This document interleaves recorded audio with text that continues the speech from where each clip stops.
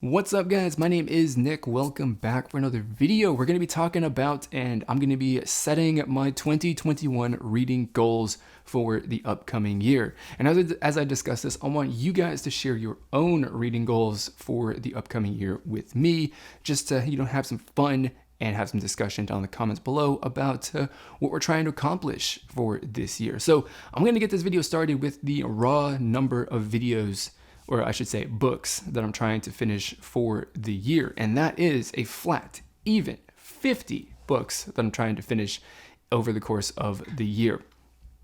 And I'm not setting 50 because I'm just trying to get through books as quick as I can, as fast as possible, but because there's a reason behind setting 50 books for the year. And I'm not necessarily concerned about hitting that target or not. If I do, that's awesome. If I don't, that's cool. I'm not going to be disappointed by it. But the bottom line is 50 books gives me about just a little bit over 7 whole days to finish a single book from January 1st to December 31st. And that's a pretty decent pace that gives me enough time to, basically that's definitely enough time for me personally to finish a single book, considering my work schedule and other stuff going on in my life. So that's not necessarily hard or difficult, but it's also not necessarily easy. My 50 book reading goal for the year is really supposed to be a barometer for this next aspect of my sort of reading goals for the year, and that is to continue with the progress that I made last year of substituting, unproductive and time-wasting activities over the course of the day with stuff that is more productive and constructive. So last year, I made the focus, I made a concerted effort to spend more time reading versus watching, YouTube videos to just kill time over the course of the day. And specifically, I made this specific focus on the last couple hours of my night before I went to sleep.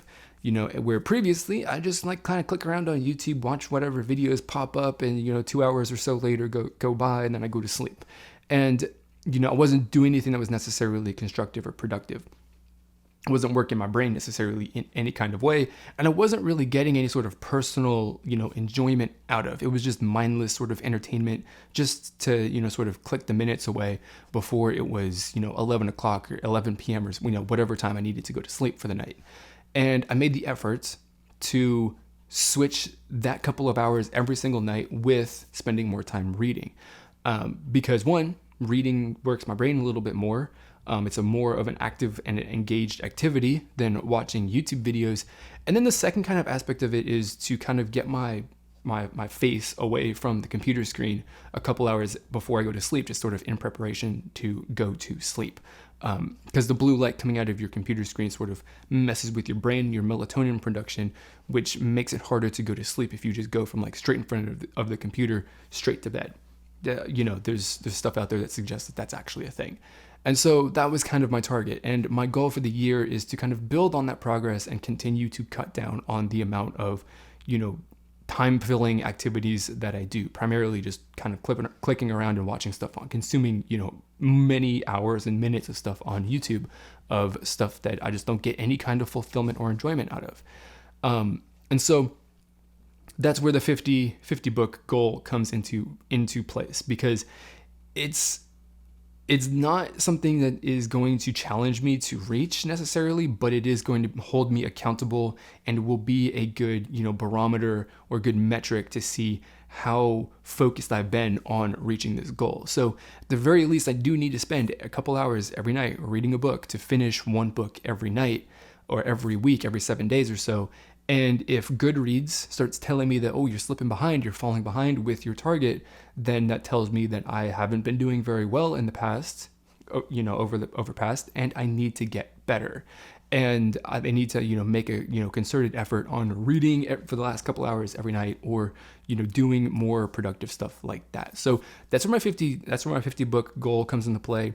And just in general, I'm trying to spend more time doing stuff that is fulfilling and productive, constructive, creating things like YouTube videos, watching YouTube videos that I actually sort of get entertainment and I learn stuff from, and of course just exercising my brain a little bit more through reading books. And another aspect of my, I guess, working my brain and constructive and productive sort of spending of my time is my third aspect of my reading goal, which is just a little alteration of my reading habits, so to speak. And that is that that really is that I want to introduce more nonfiction into my reading, sort of routine. My, pile of books that I have set to read, I want to put in more nonfiction stuff so that I can learn some things. And we come across, I don't know about you, but I personally have come across in this last year or so, a fair few number of instances where I look back and I'm like, I want to learn about this thing, because whether it's something that is a positive aspect of history or a negative aspect of history, like it's always good to sort of know that kind of stuff. The learning history and stuff like that is always something that's enjoyable to me. It's intriguing. It's very interesting to see how things have unfolded. And of course, learning history is always applicable to the present day, so that you can kind of notice and see how things are kind of playing out in the current day, to see how they might compare and contrast to things that have happened in the past, whether that's a good thing, whether those are good historical events or bad historical events, and there's been a lot of discussion in the United States particularly about the past and all that kind of stuff. So I just want to refresh my memory on some history, and then on top of that, I just want to read some nonfiction to get other people's perspectives on current events and other things that have kind of happened. Like I'm particularly, I just put in my sort of wish list of books that I want to read, something that kind of covers the militarization of the police in the United States, because that's something that's interesting to me, sort of like how that happened and the story behind that as presented by that author and that researcher is something that is interesting to me. I like reading, social kind of commentary kind of stuff like that, just because people's perspectives are interesting. I think that at the very least, I need to read them and I need to understand them before I can determine if they are valuable or not. So that's really it. Those are my reading goals for the year. I'm trying to hit 50 books by the end of the year, and that 50 goal target is really mostly to keep me on track with my efforts to cut down on the wasted time, or just time-filling sort of activities that I do throughout the course of the day.